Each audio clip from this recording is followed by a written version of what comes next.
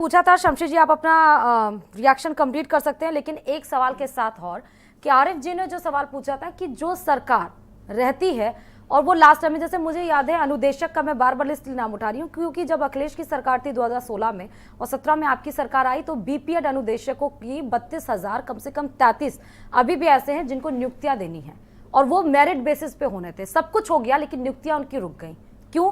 क्योंकि वो पिछली सरकार की भर्तियां थी, इसलिए आपकी सरकार में नहीं हो पाई। तो ये जब तक चेन नहीं टूटेगा कि पिछली सरकार वो काम करके गई थी और वो रुक गई, आपकी दूसरी सरकार आ गई तो मैं उस पर काम नहीं करूंगा, उस पर समीक्षा मैं करने के लिए उसको डाल दूं, विभागों पे डाल दूं, तो ये काम तो ऐसे तो नहीं चल पाएगा ना। फिर तो वो लटके रहेंगे क्योंकि उसमें आपने जो अभ्यर्थियों को लटका के रखा है उसमें उनकी क्या गलती है। वो 5 साल सिर्फ मुड़ के यही देखते रहे इस आस में कि भाई नई सरकार आई है तो हो सकता है कि नियुक्तियां हो जाए, लेकिन नियुक्तियां नहीं हुई। श्रुति जी देखिए, मैंने पहले ही कहा, प्रोग्राम की शुरुआत में ही कहा था कि हमने इस बार भारतीय जनता पार्टी का जो है सिर्फ 2 ही चीज़ों पर फोकस है, एक चिकित्सा और दूसरा स्वास्थ्य के क्षेत्र में। इन्होंने आपकी इस बार ये बीड़ा उठाया है कि उत्तर प्रदेश में हर युवा को रोजगार दिया जाए और उसकी बानगी आपने देखा है कि जैसे ही इन्होंने शपथ लिया है पहला एक्शन जो है इन्होंने लिया कि 100 दिन में हम रोजगार देंगे। 10,000 सरकारी नौकरियों के अलावा जो भी वैकल्पिक नौकरियां हम उस पर कोशिश कर रहे हैं, उसका लगातार विचार किया जाए, लगातार बैठकें। अच्छा, मेरा एक सवाल और यहाँ पे आ गया। नहीं, बैठकें चल रही है, आप फिर वही बात आप कर रहे हैं, आप सवाल ही करते रहिएगा। सबसे ज्यादा हमारा अभियान जो चलेगा वो स्वास्थ्य पे चलेगा। आप बताइए पिछले 5 साल की सरकार में आपने स्वास्थ्य पर कोई ध्यान दिया? सुनिए मेरी बात। स्वास्थ्य मंत्री ब्रजेश पाठक जी मंत्री की शपथ लेने के बाद वो सीधे हॉस्पिटल पहुंच जाते हैं और वहां की लचर व्यवस्था देखते हैं। इसके मतलब कि 5 साल आपने कुछ नहीं किया और वहां के सारे अधिकारियों को फटकार लगाया उन्होंने। इस पर आप क्या कहेंगे? इसके मतलब कि 5 साल आपने तो हमारा एक्शन मूड है, यही तो एक्शन मूड हमारा बता रहा है कि हमने शपथ लेने के बाद पिछले 5 वर्षों की बताइए। आप कहिए कि आपकी सरकार नाकाम थी, आपने कुछ नहीं किया पिछले 5 साल में। विपक्ष ने आपको जगाया, सारे मुद्दों पर विपक्ष तो सारा और सारे समस्याओं को लेकर के विपक्ष आपसे लड़ती रही है और सच्चाई सामने लाती रही है। मगर आपने पिछले 5 सालों में सिर्फ हिंदू मुस्लिम करके आपने देश प्रदेश की मुस्लिम अगर करते तो समाजवादी पार्टी की स्थिति आपने कोई काम धरातल पर नहीं किया। एक आप दंगा बता दिए हिंदू मुस्लिम का हमने कराया, एक बता दिए कोई हमने झगड़ा हिंदू मुस्लिम का कराया। हिंदू मुस्लिम का झगड़ा कराने वाले जब सरकार में आ गए तो कौन कराएगा? आप पैदा करते हैं कि ताकि मुसलमान आपकी तरफ जाए, आप झगड़ा कराने वाले तो आप वही लोग हैं। भारतीय जनता पार्टी ने सारे मुसलमान और दिल्ली में इतना बड़ा दंगा आपने करा दिया, ये भारतीय जनता पार्टी नहीं कराया, किसने कराया? अरे यूपी में बताइए कि हमारी सरकार है। यूपी में छोड़ दीजिए, आप बताए ना, आपके हाथ में कमान है। आप समाजवादी पार्टी की सरकार के हजारों दंगे समाजवादी पार्टी की सरकार में आप उसी के सहयोगी दल हैं। आप हिंदू मुसलमान आप उसी के सहयोगी दल हैं जो हमेशा दंगा कराती है, जो परिवारवाद की राजनीति करती है। वहां पर आप कामयाब नहीं हुए, हम हर जगह कामयाब हैं। इस मुद्दे को दोबारा सत्ता में आने का मतलब है कि हम हर तरीके से कामयाब है। जनता हमारे पर विश्वास कर रही है, जनता के विश्वास को पूरा करने का काम करेंगे। के बाद न जाने कितने सवाल सभावे में चल रहे हैं। चुनाव के बाद और चुनाव के पहले आपने सारे मुद्दे बनाए थे। आपने यही कहा था कि एक संत के बारे में आपने कहा था कि चिलम बाबा हमारे हैं, आपके संस्कार यही बताते हैं, आपकी पार्टी का मुखिया यही है। हमारी भारतीय जनता पार्टी, आप ये बताइए, पूर्व मुख्यमंत्री को आप टोटी चढ़ा करके लेके चले गए। आप अपने संस्कार देखिए, आप पहले आप एक टोटी की चोरी आप पूर्व मुख्यमंत्री को लगा रहे हैं।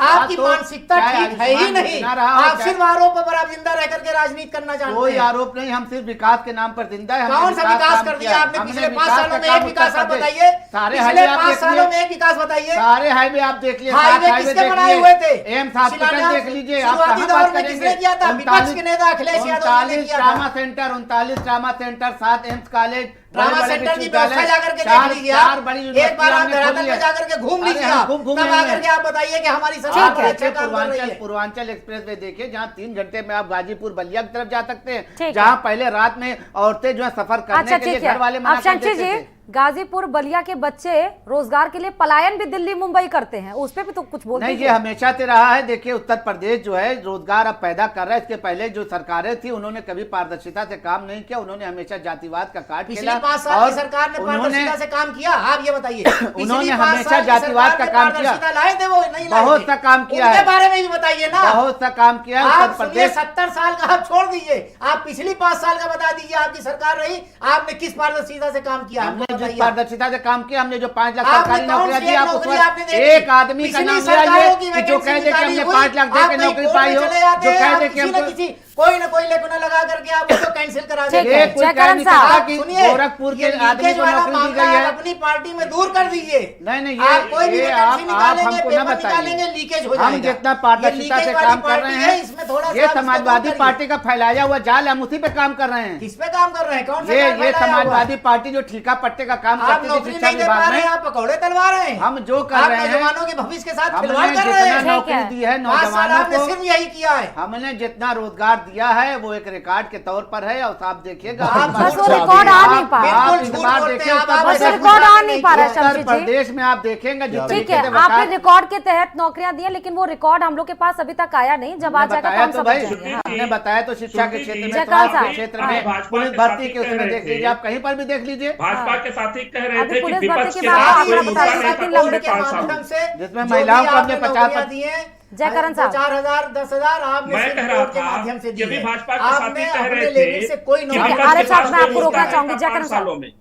मैं कहना चाहता हूं कि भाजपा के साथी को यह जानना चाहिए कि भाजपा ने जब अपने आप को बंद कमरे में कर लिया कोरोना के समय पर, जब आपका स्वास्थ्य विभाग एकदम चरमरा गया था, तो यही विपक्ष, यही कांग्रेसी लोग, यही समाज सेवक लोग अस्पतालों में जा करके एक फोटो आप प्रियंका गांधी की दिखा दीजिए किसी कोरोना मरीज के जाते हुए, एक फोटो आप राहुल गांधी की दिखा दीजिए किसी मरीज के जाते हुए। संबंधित जो भी हमारा आवश्यकताएं मुख्यमंत्री थी, वो हमारा देने का मुख्यमंत्री काम किया। कोरोना पॉजिटिव भाजपा होते हुए के भी, साथी मैं आपसे कोरोना कहना पॉजिटिव चाहता होते हूं, हुए भारतीय उत्तर जनता प्रदेश का पार्टी दौरा का उसने एक किया है। आप भी कहाँ नेता की अपने बात घर से करेंगे जो अपने निकलने पिता की की हिम्मत अंत्येष्टि में नहीं न कर जाए, पाया। उसके तब बाद यही उसने उत्तर विपक्ष प्रदेश की इस जनता के प्रदेश द्वारे को, द्वारे इस जाकर देश काम को किया है। जो भी यही आवश्यकताएं भारतीय थी, जनता पार्टी के अपने हमारे घरों पास की बात नहीं है, कार्रवाई इसमें जाना चाहिए। 50 फोटो हमारे पास समाज मौजूद है, मान्य प्रियंका 50 गांधी फोटो जी ने हमारे तो पास उत्तर मौजूद है, प्रदेश जिसमें के भारतीय जनता पार्टी जो है, मैं खुद गया हूँ, हमने सिलेंडर अपने कंधों पर पहुंचाया है, हमने मरीजों की जाकर सहायता की है। आप कहाँ बात करेंगे? आप दिखाएंगे प्रियंका गांधी तो का आपका फोटो। स्वास्थ्य विभाग कहाँ चला गया था? एक साल पहले आपने चुनाव पूछा अपने चुनाव स्वास्थ्य लड़ने के विभाग लिए से। आपकी प्रियंका गांधी मैदान में आ जाती हैं, वो अभी तक न बाड्रा बन पाई, न अभी तक गांधी बन पाई।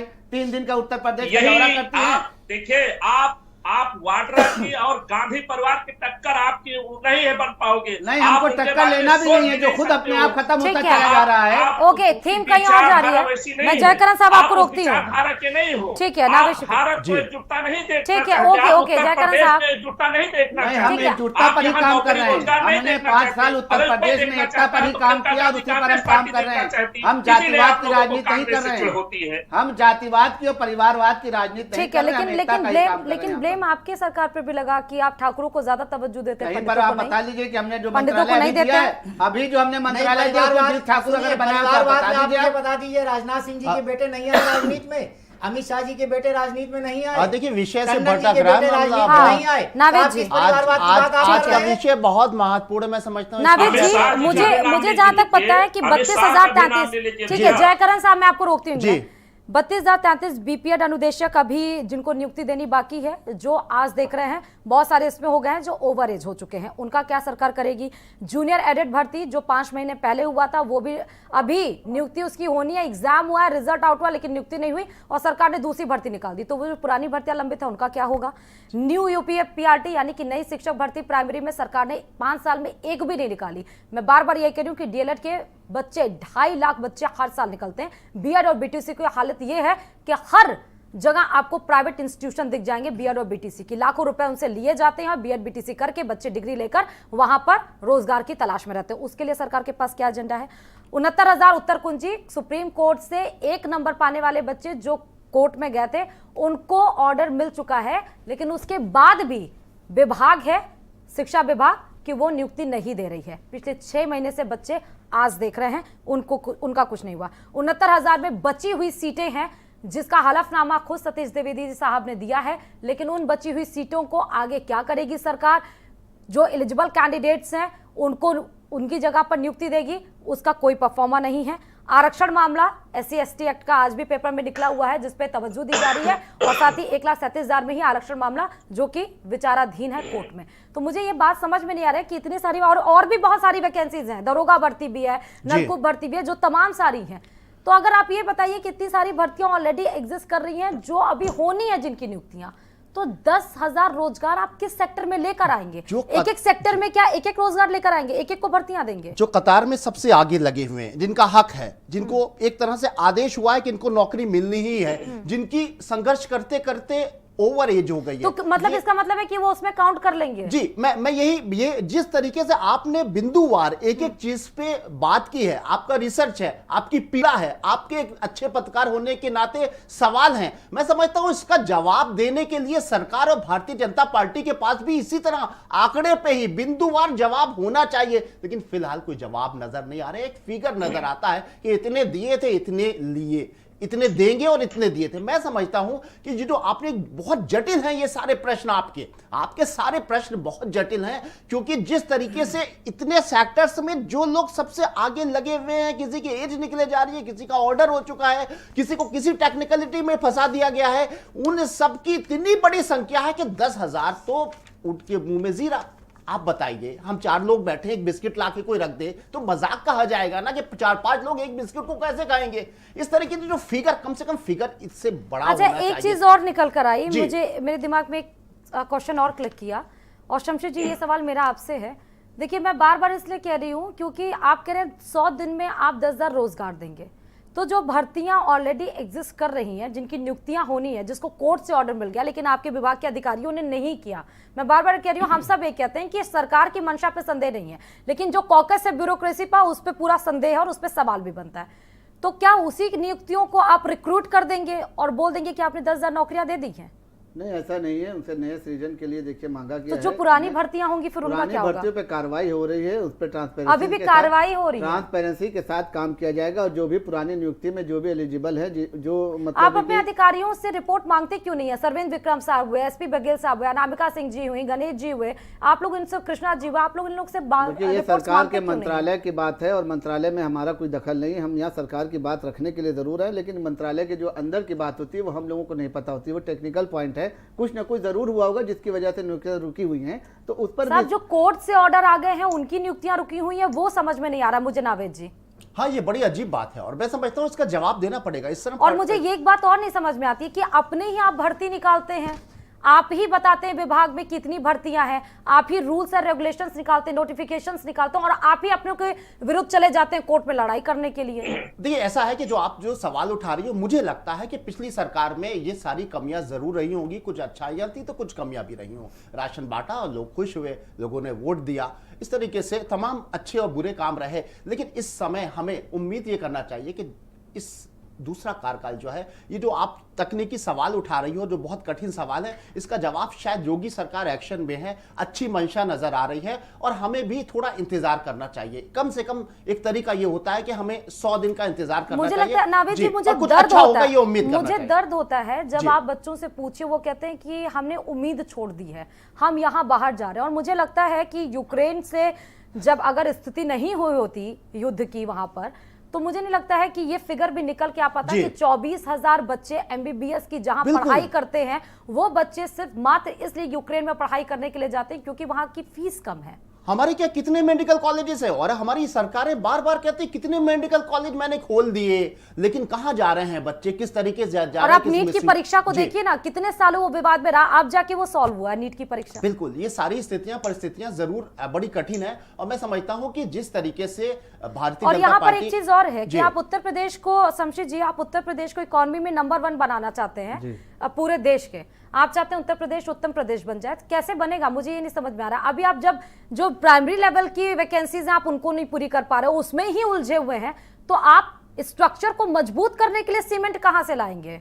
नहीं, योगी 2.0 का जो शुरुआत हुई है वो आपने देखा है कि मंत्रिमंडल से ये साफ संकेत दिया गया है, जिस तरीके से पढ़े लिखे लोगों को मंत्री बनाया गया, जिस तरीके से पुराने मंत्रियों ने जो कमियां थी, जो भी कुछ उनके अंदर, सतीश द्विवेदी जी तो पढ़े थे, प्रोफेसर थे, डॉक्टर लगाते थे वो तो। नहीं, कुछ कमियां रही होंगी। देखिए, बात हमारी कंप्लीट होने दी। जो कमियां थी उन मंत्रियों को जो है बाहर किया गया, नए मंत्रियों को चांस दिया गया, और काफी पढ़े लिखे लोग, IAS और IPS लोगों को, IAS IPS लोगों को मौका हमने दिया है। तो अब ये लोग आए हैं तो इनकी भी समझ में कुछ आया, और सरकार ने जिम्मेदारी दी है, अब जिम्मेदारी के साथ ये काम करेंगे। और मैं आपको विश्वास दिलाना चाहता हूँ आपके चैनल के माध्यम से कि इस बार उत्तर प्रदेश में एक नई लहर आप देखेंगे, नया विकास देखेंगे, नई शिक्षा नीति देखेंगे, और उसी पर भारतीय जनता पार्टी इस वक्त काम कर रही है। उनकी लगातार मीटिंगें हो रही हैं, लगातार जो है काम कर रहे हैं वो, और उन्होंने एक शुरुआत की है, तो शुरुआत को ही हम ये समझते हैं कि आगे जो उनका टारगेट बड़े से बड़ा टारगेट होगा। अभी तो मंत्रियों का अपना विभाग बंटने का काम था, लेकिन उस बीच अगर मुख्यमंत्री ने एक बात कही है तो इसका मतलब है कि शुरुआत अच्छी की। ठीक है आरिफ जी,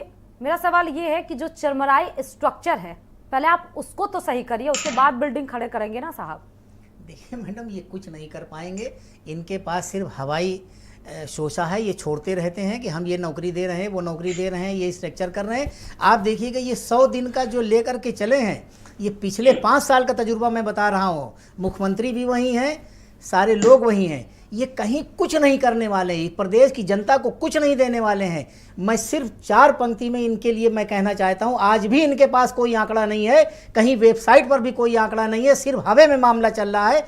और जैसे कि मैं आपके इस चैनल को सलाम करता हूं कि आप इतनी बड़ी बड़ी समस्याएं, आप जनता से जुड़ी हुई समस्याओं को आप उठा देती हैं, जो आज के गोदी मीडिया नहीं कर रही है, जो भारतीय जनता पार्टी के हाथों बिकी हुई मीडिया है। आज अगर ये सब ठान लें तो आज प्रदेश की सरकार को मजबूर हो जाना पड़ेगा। और मैं सिर्फ इसके लिए कहकर कि ये जानना चाहता हूँ, कहना चाहता हूँ कि शमसी जी, लश्कर भी तुम्हारा है, दरबार तुम्हारा है। बहुत पुरानी तुम झूठ कहावत को है। सच लिख दो, आप अखबार तुम्हारा। इसी सुनिए तरीके सुनिए की मेरी शायरी बात, करते मुझे रहिए, अपनी बात आप कहने शायरी दीजिए। करते रहिए, इस शायरी दौर से के जनता की फरियादी समस्या, जाएं तो कहाँ जाएं? शायरी से जनता की दरबार समस्या तुम्हारा हल नहीं है, होता। सरदार तुम्हारा इतना है, गंभीर तुम मुद्दा कुछ है। नहीं करने वाले हो। विपक्ष- आप सिर्फ जनता को विपक्ष धोखा जो है, देने इसी वाले वजह लोग से हैं। फेल हो जाता आप है। सिर्फ बकवास करने वाले लोग हैं। विपक्ष इसी इस वजह से प्रदेश फेल की हुआ। जनता की चिल्लाने से समस्याओं को देखिए, आप मैं दूर आपसे नहीं करने ज्यादा जोर वाले से हैं। चिल्ला सकता हूं, आप लेकिन सिर्फ चिल्लाने राशन से पर कुछ नहीं इस होता। जनता को वोट देकर के जनता के वोट को आप आपकी हासिल करना आंखों चाहते पर हैं। विपक्ष आप का बार बार ये चेहरा है। कहते हैं कि मैं जनता को राशन फ्री दे रहा हूँ, राशन फ्री देकर के आप वोट हासिल करना चाह रहे हैं। ठीक है। आप बताइए, आप नौकरी क्यों नहीं दे रहे हैं? ओके। आप प्राइवेट सेक्टर की आप बात कर रहे हैं, ठीक है, सरकारी आरएच जी, नौकरियां इतना खाली हुई, आप आप क्यों नहीं उसमें दे रहे करके हैं? कोई आप काम स्ट्रक्चर नहीं को कर क्या पाएंगे। मजबूत करेंगे? हम आप जो- देखिए जाकर के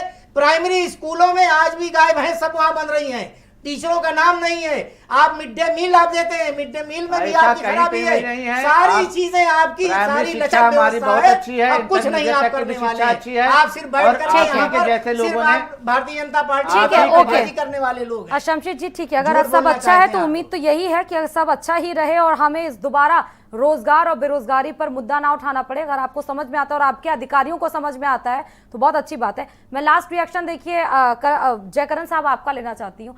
देखिए, जरूरी है इसलिए कि पक्ष हो चाहे विपक्ष, विपक्ष का काम होता है, लोकतंत्र की खूबसूरती है कि जो कमियां रह जाएं आप उसको उजागर करें, लेकिन साथ ही प्लानिंग भी तो होनी चाहिए कि अगर आप सवाल भी पूछ रहे हैं तो आपके पास उस सवाल का जवाब भी होना चाहिए कि सरकार के सामने आप वो स्ट्रक्चर पेश कर पाएं। तो बेरोजगारी से मुक्ति के लिए क्या स्ट्रक्चर है कांग्रेस के पास? और क्या, मेरा सवाल अभी भी वही है कि जो कांग्रेस इतना प्रहार कर रही थी चुनाव प्रचार में, मैनिफेस्टो बकायदा ला रही थी, बच्चों से बात कर रही थी, बेरोजगारी की एक लॉबी को बुलाकर बात किया जा रहा था उनके लीडर से, क्या अभी भी उसी पे काम करेगी कांग्रेस कि नहीं करेगी? निश्चित श्रुति जी, हमारी नेता माननीय प्रियंका गांधी, हमारा पूरा कांग्रेस पार्टी जनता के हित में, रोजगार के लिए, नौकरी के लिए, किसानों के लिए आवाज अपनी बुलंद करेगी, जनता की आवाज बनेगी, इसमें कोई तो राय नहीं। और हम भारतीय जनता पार्टी के साथी जो बड़ी बड़ी बात कर रहे थे, उनसे मैं कहना चाहता हूं कि 5 साल की सरकार आपकी देखी गई है और इधर भी आपकी देखे गए, आप कंटिन्यू चल रहे हैं। इसमें 100 दिन का आप समय मांग रहे हैं, 100 दिन कोई बड़ी बात नहीं है, 100 दिन भी सामने आ जाएगा। मनसा आपकी एकदम नहीं है। माननीय योगी जी की जो सोच है, जो विचारधारा है, श्रुति जी, कभी भी आप माननीय योगी जी की बात को ध्यान से सुनिए, कभी भी उनके अंदाज को आप देखने का काम कीजिए। वो कभी नहीं ये चाहते हैं कि इस प्रदेश का नौजवान नौकरी पावे, इस प्रदेश का नौजवान रोजगार पावे, शिक्षित बने, ये कभी उनके एजेंडे में नहीं रहा।